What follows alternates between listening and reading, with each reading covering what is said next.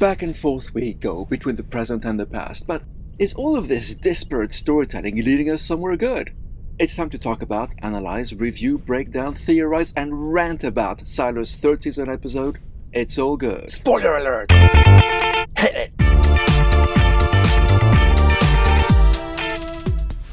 So we start off exactly where the last episode left off, with Juliet burning that secret message. Except there's a knock and she has to stop the burn to go and answer the door. And I had fun noticing a continuity glitch that she initially burned way more of the message, but somehow it reconstituted itself when she put it out. I bet it'll be enough for someone else to read later. The person at the door is Camille, but she just came to wish her goodnight. Or so she says. You're right, Gigi, it was a test. The AI knows what Juliet was doing, what with all the cameras around, and is more concerned about the fact Juliet lied to Camille about it. So, was the note itself a test sent by the AI to see what Juliet would do? It's not clear at this time, but the AI is telling Camille that she must become Juliet's most trusted ally for her real memories to fully disappear. We also learned, thanks to the AI's convo with Camille, that the silos have been active for 352 years. Which means the miners were pretty close with their prediction last episode. Speaking of the age of the silos, we head back into the past to check in on Daniel and Charlotte. He's regaling her with photos and stories of their past, but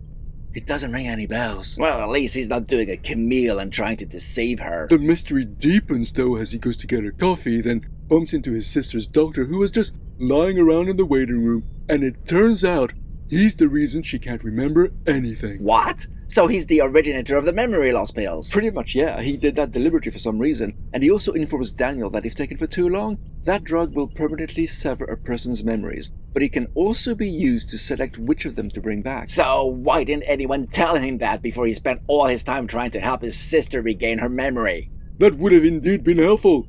The doctor also tells Daniel that memories can be made to come back by telling her story over and over again, and that lies can be implanted, but it would take much longer for those to set. So it's exactly the same drug then? Indeed it is. But why did the doctor do that to her in the first place? Unclear, although my guess would be to forget the trauma of what happened with her squadron. Why would she want to forget that? It seems that warning her people about that weird gooey cloud would be quite important. Oh, you got me, McCluck. I've got no idea. It feels like an unsound narrative to try and link the two periods together. Unsound or not, they are linked, Doc, since both women are taking the same drug and are being made to forget.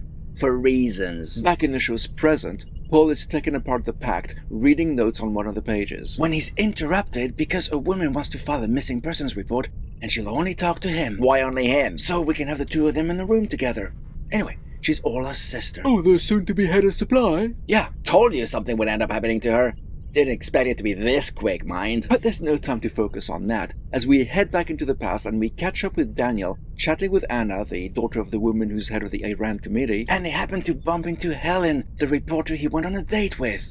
It's a small world. Except it wasn't a date. Indeed it wasn't. It was a fact-finding mission on her part, and she does share with him how dubious Victor's memory-erasing drug is, and how he used it on criminals before he ended up erasing the trauma of many military veterans free of charge. Meanwhile, back in the silo, Juliet's now trying to compare the handwriting on that mysterious note with other notes she has in her possession. Lucky she didn't burn the note fully, eh? Indeed. Then she has flashes of memories and decides to head out. To that meeting in the marketplace with the mysterious note writer? Problem about that meeting is, there was no date or time on it. I don't think she's going there. She actually wants to go all the way down to talk to Walker. Walker! I liked her, and we haven't seen her yet this season. Yeah, but it involves going down those lift contraptions while the stairs are being rebuilt, and in any case, Knox tells her Martha just happens to be in the vicinity getting medical supplies. Oh, sounds like she's no longer agoraphobic.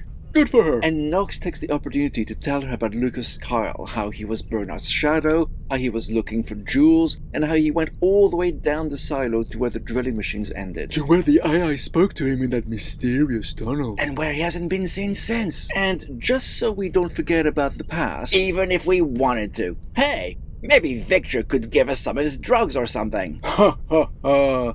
Very funny. Helen pretends to be Congressman Kill's assistant and would like to see his sister. Lies! She's trying to get a story, Gigi. But we haven't got time for that, as we're right back in the silo where Knox just chats to her about stuff, including how Shirley was by her side all during her recovery, and how devastated she is that Jules doesn't remember her. They just chat like that for a while, waiting for Walker to come to them, which she does. After a little time trying to reminisce, Jules asks her if Walker wrote the note that she received last night. Jules also remembers she got a note from Walker about swapping the heat tap back at the end of season 1, which allowed her to survive outside, so she knows she should trust her, even though she doesn't really remember much more than that.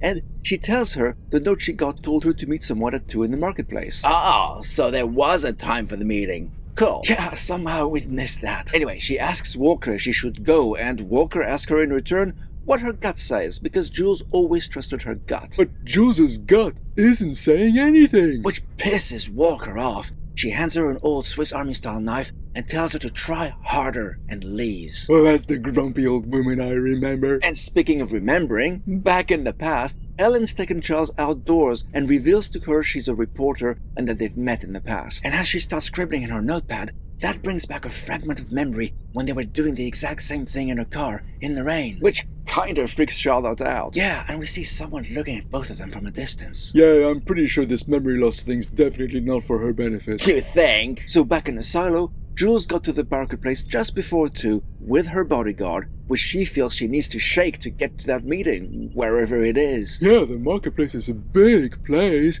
but she can't go anywhere without her bodyguard, so what's she gonna do? It just so happens a bunch of groupies of hers arrive. The bodyguard gently shoves Jules away to protect her from them, which Jules uses as an excuse to get angry with him for touching her, which gets the groupies to swarm, allowing Jules to slip away. Lucky and convenient, I guess. So Jules is now wandering around the market on her own. And no one else swarms her? I mean, she's the woman who survived going outside, right? Why is everyone just going about their day ignoring her? So the story... What? Don't say it. Don't worry, guys. Someone in riot gear asked her if she's lost, and as it turned out, she's the person she was looking for.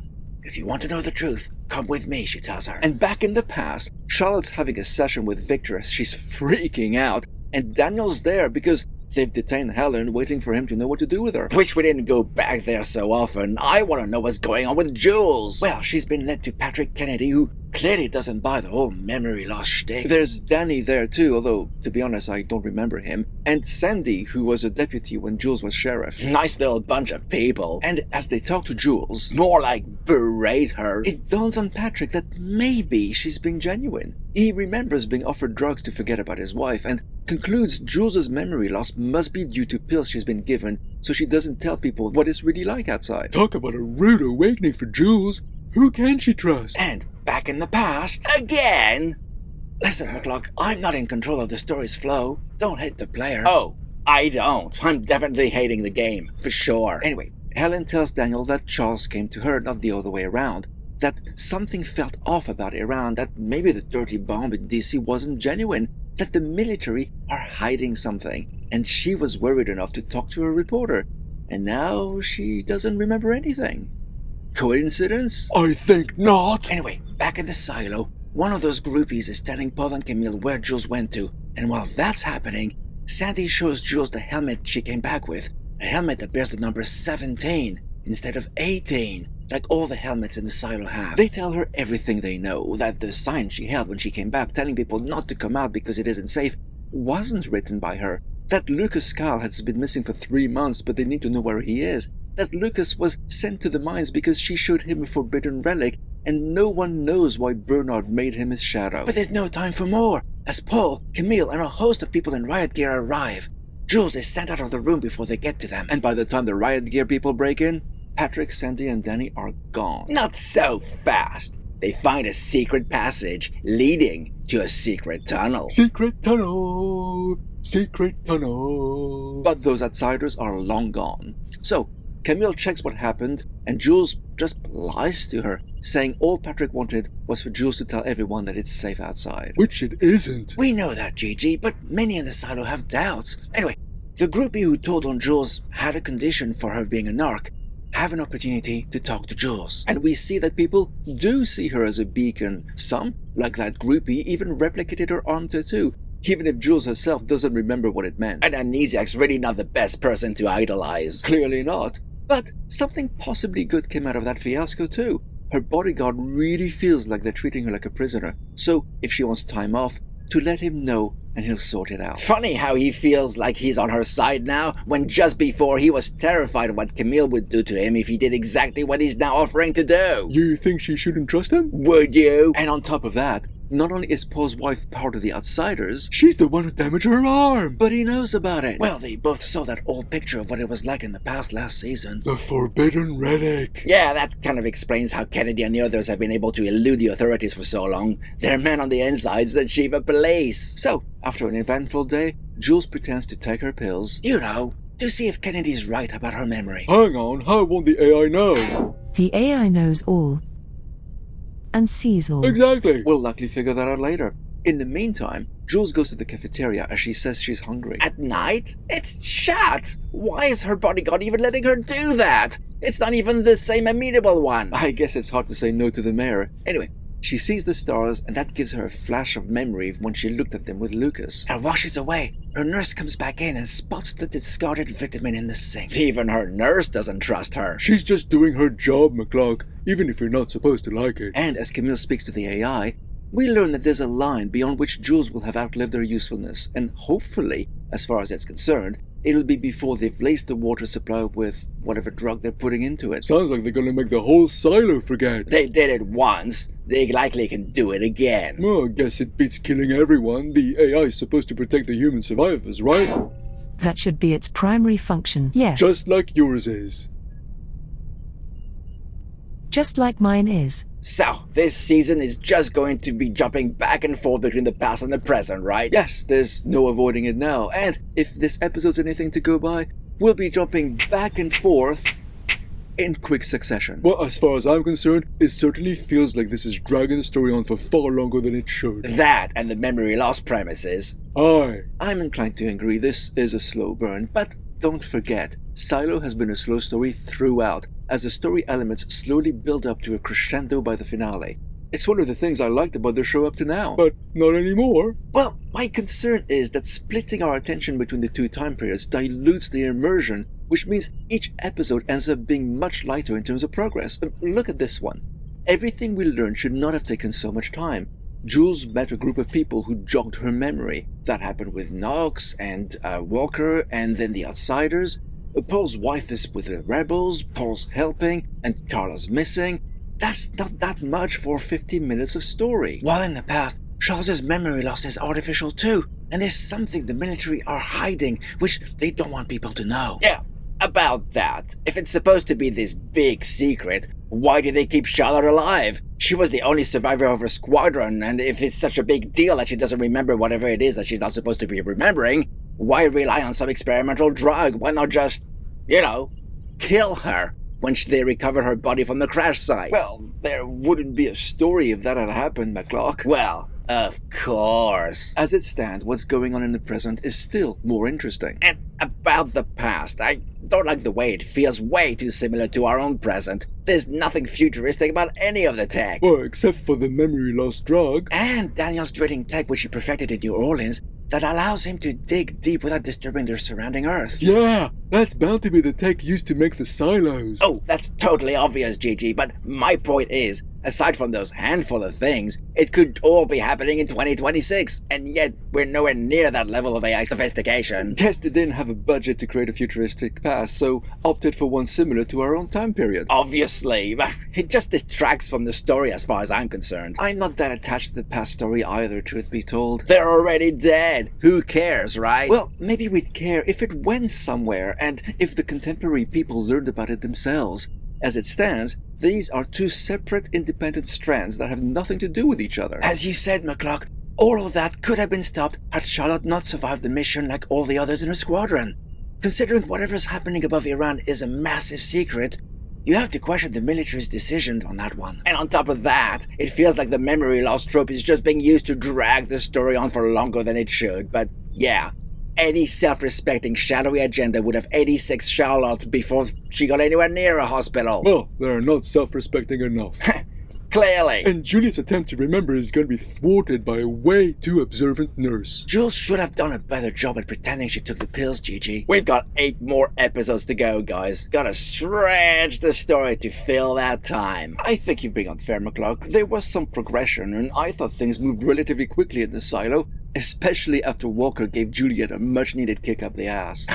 Gotta love Walker. It kept my interest going, is what I'm saying. We understand why the Outsiders stole the helmet last season, for instance, which shows they're trying to deal with actual evidence rather than just force any issue they may have with nothing but their feelings. Speaking of, I have to wonder how Sandy managed to slip a note for Juliet to find in her soup. Well, if one of the Outsiders is the sheriff's wife, they must have a lot of contacts, McCluck. Yeah, well, you make a good point, Commander. So at the end of the day, we have a slow episode. That's been further slowed by some scenes from the past which nobody asked for. But there's enough there to keep us interested. Well, I'm curious to know how Lucas survived 3 months without anyone seeing him. I mean, there's no way he could get back up from where he found the tunnel in the AI. He let go of the rope before he could reach the bottom, remember?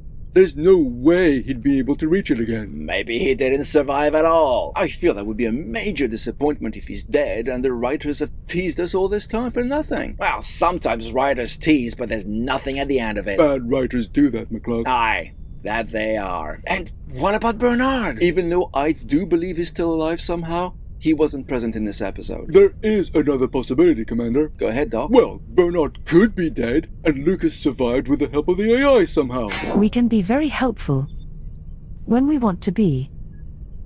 So, we wouldn't need Bernard to reveal stuff, should Lucas still be around. Plus, he's a cheaper actor to keep on retainer. Well, for myself, I'd like to know what's going on with Solo and the other 2 survivors from the other silo. It is disappointing we aren't seeing what's going on with them, I agree. But hey, there's still 8 episodes left, right?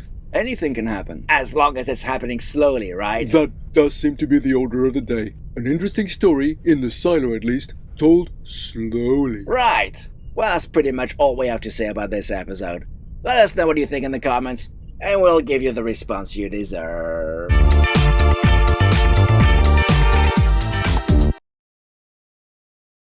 And she does share with him how dubious Victor's memory erasing drug is, and how he used it on criminals before he ended up erasing the trauma. Lucas' Carl has been missing for 3 months, but they need to know where he is. That Lucas was sent to the mines because